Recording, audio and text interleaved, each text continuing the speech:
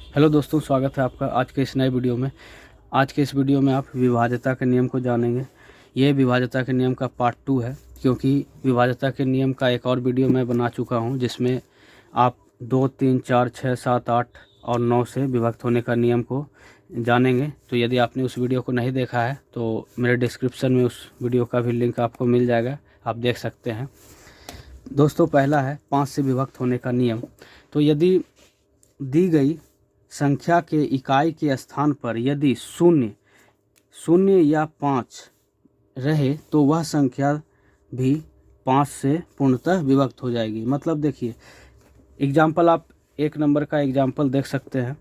Example 1 में दिया गया है, जैसे ये इतना बड़ा संख्या है, हमें इतने बड़े संख्या से कोई मतलब नहीं, सिर्फ इसके इकाई पर ध्यान देना है। इसके इकाई में 5 है तो यह संख्या 5 से पूर्णतः विभक्त होगी। आप चेक करके भी देख सकते हैं। फिर यहाँ पर एग्जाम्पल बी है। एग्जाम्पल बी में आप देख सकते हैं कि इसके इकाई में क्या है, शून्य है।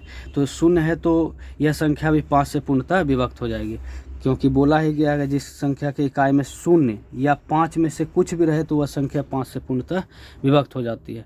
तो यहाँ पर आप देख सकते हैं कि इसके इकाई में 5 है और इसके इकाई में शून्य है। फिर है दोस्तों अगला 10 से विभक्त होने का नियम। तो दोस्तों 10 से विभाज्यता का नियम काफ़ी आसान है। इसे आप केवल एक ही बार देखेंगे तो आप समझ जाएंगे। और केवल 10 ही क्या, और भी आप जो भी विभाज्यता के नियम को देख रहे हैं या देखेंगे आगे, वो आपको केवल एक बार समझने के बाद ही आपको याद हो जाएगा। आप मेरे थंबनेल में भी इसे आप देख चुके होंगे। दोस्तों 10 से विभक्त होने का नियम है कि दी गई संख्या के इकाई के स्थान पर यदि शून्य रहे, क्या रहे, शून्य रहे, तो वह संख्या पूर्णतः 10 से विभक्त होगी। जैसे देखिए दोस्तों, एग्जाम्पल 1 में है, इसके सिर्फ इकाई पर ध्यान दीजिए।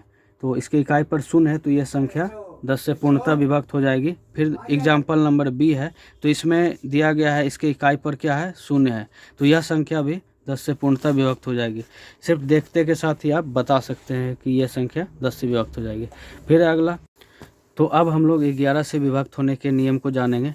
तो इसका नियम है, यदि दी गई संख्या के इकाई से बाईं ओर चलने पर सम स्थान के अंकों का योग तथा विषम स्थान के अंकों के योग का अंतर 0 या 11 का गुणज हो तो वह संख्या 11 से पूर्णतः विभक्त होगी।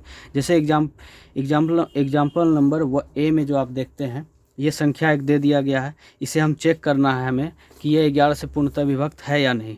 तो सम स्थान के अंकों को जोड़ेंगे एक बार, और एक बार विषम स्थान के अंकों को जोड़ेंगे, और दोनों को एक बार उसके बाद घटा देंगे। तो यदि 0 आ जाए या 11 का गुणज आ जाए तो यह संख्या 11 से विभक्त हो जाएगी। जैसे आप देखिए, इसका सम स्थान हुआ, दूसरा, चौथा, छठा, ये सब सम स्थान हुआ। तो इसको हम जोड़ते हैं तो क्या आ रहा है, तो सम स्थान पे दूसरे स्थान हुआ सम स्थान है, तो दूसरा स्थान सम स्थान है, और दूसरे स्थान के जगह पर क्या है, 5 है, यहाँ 5 रख दिया गया। फिर है प्लस देंगे, चौथा स्थान पर 1 है, फिर छठे स्थान पर 3 है। इन तीनों को जोड़ें तो हमें 9 मिल रहा है। फिर अब हम विषम स्थान के अंकों को जोड़ेंगे। तो विषम स्थान यानी पहला स्थान, तीसरा स्थान, 5वां स्थान, 7वां स्थान, आगे और भी यदि संख्या रहता तो 9वां स्थान तक हम लोग जाते। पर ये हमें 1, 2, 3, 4 स्थान तक ही हमें जाना है विषम में। अब इसे हम जोड़ते हैं। तो यहाँ पर है 2 जोड़ 0 जोड़ 6 जोड़ 1। इन सभी को जब हम जोड़ रहे हैं तो यहाँ भी हमें 9 मिल रहा है। तो 9 जब हम जोड़ने के बाद आया, अब सम स्थान और विषम स्थान के अंकों का जो योग आया, हमें यहाँ भी 9 आया था और विषम स्थान के अंकों का भी योग आया 9। तो अब इसे हम घटा रहे हैं तो हमें 0 मिल रहा है। फिर दोस्तों अब एक और एग्जाम्पल लेते हैं। यहाँ पर आप देख सकते हैं 0 मिल रहा है, यदि 0 मिल रहा है, यदि 11 भी मिलता या 22 मिलता या 33 मिलता तो भी ये संख्या 11 से विभक्त हो जाती है। अब जो दूसरा एग्जाम्पल है इसे देखते हैं। इसके भी सम स्थान के अंकों को जोड़ा गया है और विषम स्थान के अंकों को यहाँ जोड़ा गया है। देखिए, सम स्थान के अंकों को जोड़ा गया है, तो सम स्थान दूसरा, चौथा, छठा, दूसरे स्थान पे चौथे स्थान के संख्या को और छठे स्थान के संख्या को यहाँ जोड़ा गया है। दूसरे स्थान पर है, यहाँ पर 0 है, फिर 2 है और 9 है, तो इन सभी को जोड़ा गया तो यहाँ 11 आ रहा है।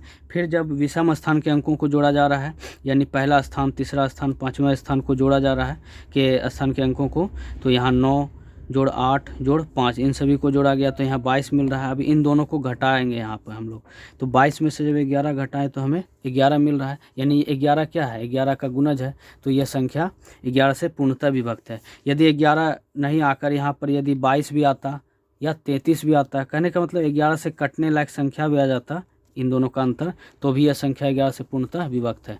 अब दोस्तों एक एग्जाम्पल है सी नंबर, इसे आप चेक करके बताइए कमेंट में कि यह संख्या 11 से विभक्त है या नहीं। धन्यवाद दोस्तों, अंत तक मेरे वीडियो में बने रहने के लिए। इसी तरह के और भी वीडियो को देखने के लिए मेरे चैनल को ज़रूर ही सब्सक्राइब कर लें। धन्यवाद दोस्तों।